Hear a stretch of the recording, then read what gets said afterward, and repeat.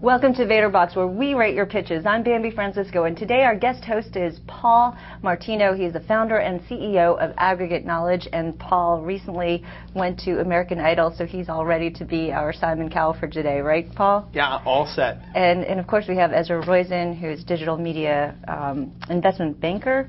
And today we are going to be looking at Buzzed, which calls itself a mobile version of Yelp and Molly, which is a social platform that lets you create multiple profiles.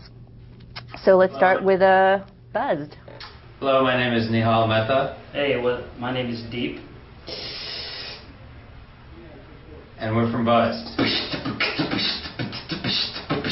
Buzzed is a location-sensitive city guide plus mobile social network. Imagine going to a bar, or not even going to a bar, sitting outside a bar, looking at it on your phone, and finding out how crowded it is, what the guide-to-go ratio is, videos and pictures inside of the bar, inside of the venue, without even going there. That's what Buzz offers. It's user-generated content. Consumers actually contribute content, send it out to their friends, also find out what their friends are doing. So, if you ever know what to do in your city, go to buzz.com/m. Pick a buzz, buzz.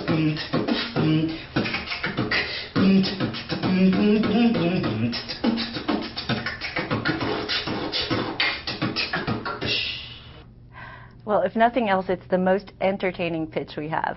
Yeah, I think, from my standpoint, you got to keep the runs going longer on the beatbox, and you got to keep the drool down, and I think that if you can do that, there's a huge career. There's that guy in American Idol that went almost to the finals on beatboxing, and I think these guys have a huge, huge chance to make it at least past the part where the judges no longer pick them, but where the America picks them.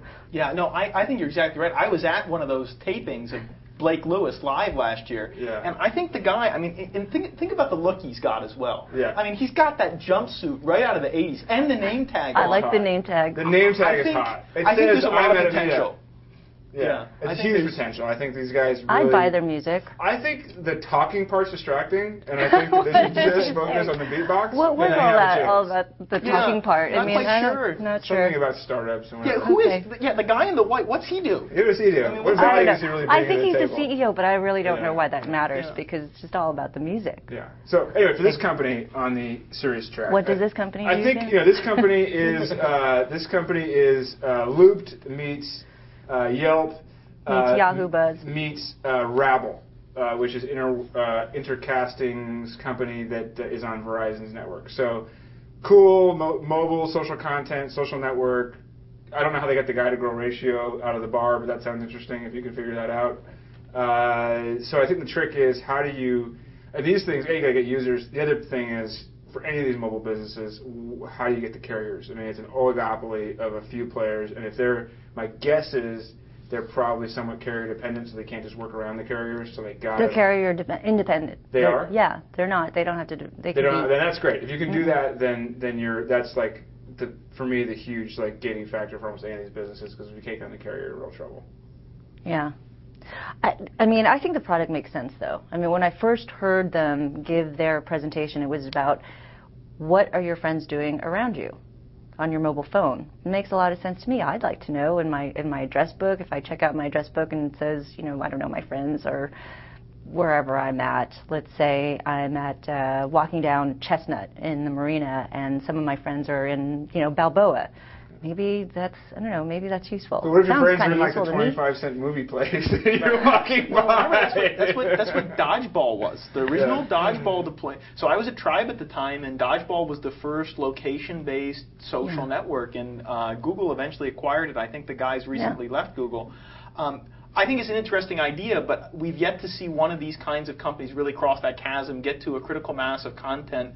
And location-based services have yet, you hear about them. Oh, yeah. Maybe Buzzed is the crew that'll break through. I think that it does take a long time. I do remember back in 1999, do you remember InfoSpace? And they were always talking about, when you walk past a flower shop and you get that coupon that says, hey, buy these flowers at a discount. And not sure we're there just yet. Not sure how they're going to make money, or if the advertiser, actually, if there's going to be enough people that subscribe to a particular service that advertisers could actually target that particular I think on one hand there's I know where I am because my phone knows where I am, and I can find information out about my surroundings. It's another thing to broadcast to everybody else where I am. I think there are a lot of privacy concerns. I think a lot of people are going to be kind of weirded out by that. And I think that the reality is that there's a certain group that will say, great, I'm willing to let people know my movements. But a lot of other people say, you know what, that's a pretty invasive thing to just be broadcasting at any given moment all across the world. What I have to say, though, great team. Nihal Mehta founded IPSH, which was a mobile marketing company back in 2001. He sold that. So it's a good team. Yeah. We've got a lot of people who are very familiar with advertising and the mobile space. And that's what sometimes you have to count on or bet on. And if they get in a rap battle? Then, they could always be on American Idol. They'll keep it real and make it happen. Okay. All right. Any lasting words for these guys? You think they're going to make money? You think they'll be successful, be sold? The only question is, when do they get to critical mass? If they can get to that, if they got the formula right to get to critical mass, they've got a hell of a service. Okay. All right. Next up, Moley. One of our flagship companies is Moley.com. It's a social platform that allows you to create multiple profiles from a single account and also enables you to control your privacy. With me here today is Judy Ballin, our President COO, and Matt Murphy, our Chief Marketing Officer, and they'll give you a test drive of our enterprise-wide global Moley.com platform. So, Judy? Thank you, Christos. As I think many of you know, the biggest issue that social networking is facing today is really control over your privacy. And Moley is the first social networking site that enables you to manage your privacy by giving you control over multiple profiles in one account. This enables members to segment their social, business, and family relationships into different profiles where they can permission each one separately. So you were waiting for the music? Oh yeah, I mean definitely. I mean, without the beatbox, I'm not quite sure that the presentation has it. I mean, this is a demo pitch, obviously. Where's Chris Shipley? How come she's not there jamming on a guitar or something? I bet she is. Yeah. Well, I see a lot of pitches. I MC the Always On stuff, and I have to say that without a beatbox at this point, you're already starting back in the pack. They raised the bar. They've raised the bar, the Buzz guys. So in this case, what I'm looking for is a site where I need to create more profiles. Because profiles to me, I don't have enough of them. Right. I need to have a lot more. I want to have a lot more settings on them. That's true. I think that to me that's the challenge. But the utility is being able to organize and manage all the multiple profiles from one dashboard. So you don't have to jump from LinkedIn to Facebook to MySpace to Friend Feed and to Paxo. Here's my real question about this. Bambi, I met you when I started Tribe with Pincus and Val and Claw years ago. And one of the things we found out about the profiles is no matter how much work you do, they always get stale to some extent. Yeah. And so having this be done explicitly versus implicitly, I think, is a big deal. If Moley's got a way in which the profiles can get updated based on who I'm interacting with and what kind of stuff I'm doing, as opposed to I got to go log in, I got to tag each and every item as public, private, hidden, that's a pretty high bar. Yeah, they're trying to do a lot. They are doing a lot.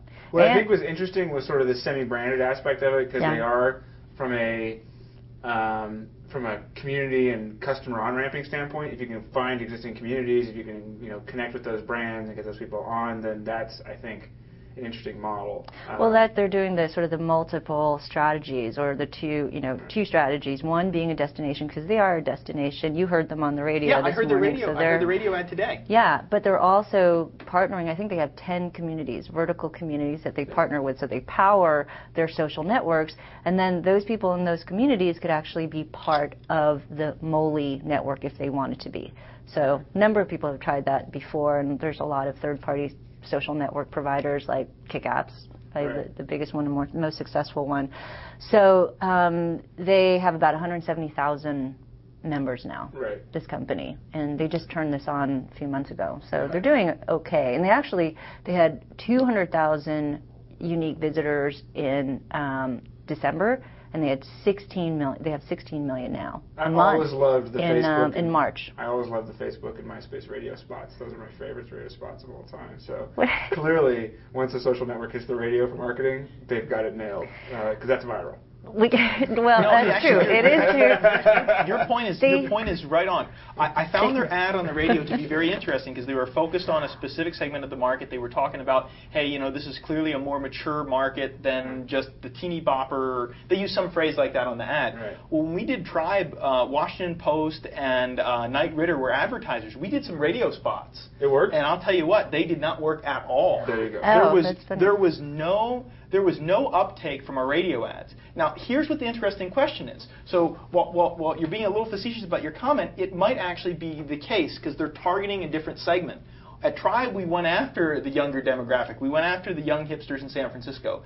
And the ads on the radio didn't translate at all. But for the market Mole's going after, maybe those radio ads will work. That'd be one of the questions I'd have if I met the CEO. Go, how well did that work? Because we spent a lot of money on that, and it didn't work for us. I think radio ads are tough because people are typically in their car, and you got to get someone to remember. The brand's good. Mole's easy, M-O-L-I is easy to remember. So you got to get that person to remember it, be compelled enough to get back to their computer, type it in, and create 3 profiles. So I think the trick is that's a tricky hurdle, but then set them. So I think, and without a beatbox. So I think that the trick becomes, if they can basically use that, it would be really interesting how it works. We think it'll land a lot more people. Believe me, I'm sure the radio guys, Clear Channel, really hopes that ad campaign works because there's a lot of other internet companies that will follow suit and be all over it. But I think it's a tricky one. Do you think they'll make money? Well, I'm not quite sure what their business strategy is at this point. So is it we're going to just monetize the views, we're going to do white labeling, we're going to make money from enterprises, we're going to resell the data? All of the above.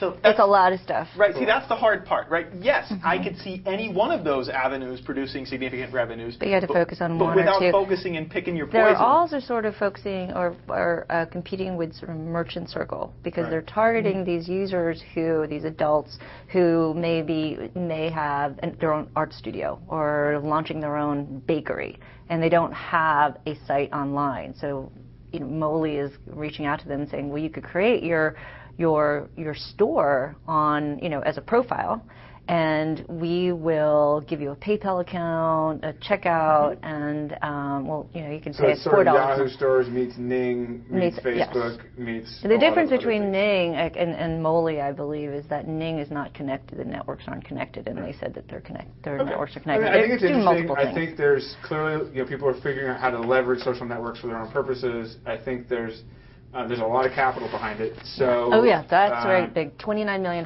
raised in January. E-Trade executives are behind this. So successful entrepreneurs. So I guess we'll have to sort of wait and see how much Mole pulls in. I hate to say this because I met Judy the other day, and I think they're doing something. But when you raise $29 million or $50 million, if you add it all up, you can really do a lot of foolish things and overspend. Well, you have a lot. It's intoxicating, as well as now you got to pay that back, which is the trickier part. That's going to be a tricky part. But okay. It looks like a cool company, and looks like they have some good UI people. So let's. So any last words, Beatbox? Any? I really just want to understand the business strategy better, because when you raise $30 million and you're kind of competing with white label social networks that are 3 guys in a bedroom in some cases, and a destination site, and a destination like at the same time, what's the game plan for a big exit? Okay, all right. End it with a wrap. Well, we had Kick Apps in here a few weeks ago, and then there was the rumors that AOL was thinking of buying them for like 70 to 100 million or something like that. So, and Pluck did get bought for 75 million. 75 million or something, maybe a little bit less, maybe, but in that range. And they're kind of on the social media side. But the trick is, there are guys in there, but those are both pretty successful, pretty widely consumed companies. I mean, they're at the leading end of those categories. So these guys have our valuation is going to be huge. Okay, well, so if you were to invest in Buzzed or Mole, or bet on them, which one would you bet on? I would be a success? $2 million into Buzzed. Oh, well, this one's easy for me. I would buy the matching pants that go with it from the beatboxer. Yeah. That would be, and if he had the shirt match the pants, we're all set. Yeah. That's what I would. Yeah. That's it. Buzz for the music. And then you just wait for the guy to be huge, and you sell it to Hard Rock Cafe. Okay. Right. Yeah. All right. Well, thanks, Ezra. Thanks, Paul. Paul Martino, our guest host. Paul is the founder and CEO of Aggregate Knowledge, and he's going to join us next time for our next episode of Vator Box. And again, we're not experts here, so if you have any opinions, please share them. We already had a number of people sharing our last Vator Box, so we're very open to your comments and opinions. And thanks to Emil for calling me clueless. And thank you to Emil from News Future for calling us clueless. And that's it for this episode of Vator Box, and we'll see you next time on Vator TV.